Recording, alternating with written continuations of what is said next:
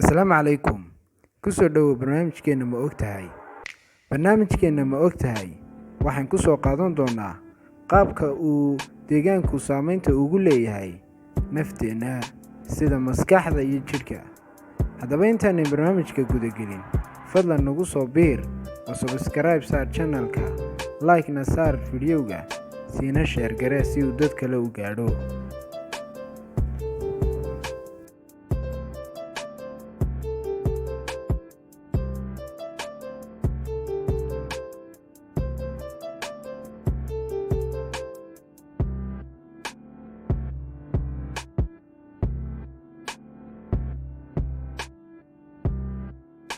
Haddaba daawade ma ogtahay in jidhkeena iyo maskaxdeena ay u baahan yihiin in aan sanadkii ama 6 bilood kasta aynu u baxno safar kaas oo aynu ku dalxiis tegayno dhulalka dabiiciga ah.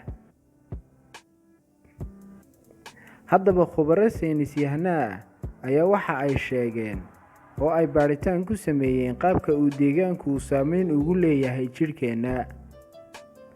Waxa ay sheegeen in deegaanku uu kordhin karo amaba uu yareyn karo xaddiga stresska ama warwarka ee ku jira maskaxdeena. Sidoo kale deegaanku waxa uu saameyn karaa jidhkeena. Deegaanka aan wanaagsanayn ee aan dabiiciga ahayn waxa uu sababi karaa in aad dareento warwar iyo stress. Deegaanka dabiiciga ah ayaa waxa uu yareyn karaa cadhada iyo cabsida iyo warwarka, kaas oo kordhinaya dareenka farxadda iyo wanaagga. Haddaba deegaanka dabiiciga ahi kaliya kuguma sameynayo in aad dareento farxad iyo wanaag, laakiinse waxa uu sidoo kale saameyn ku yeelanayaa jidhkaaga intiisa kale sida physical body-gaaga. Sidoo kale deegaanka dabiiciga ahi waxa uu yareynayaa blood pressure-ka amaba xaddiga qulqulka jidhka ee uu dhiiggu ku socdo iyo xaddiga garaaca wadnaha ee heartbeat-ka loo yaqaano. iyo sidoo kale waxa ay soo saaraysaa hormooniska loo yaqaano stress hormooniska.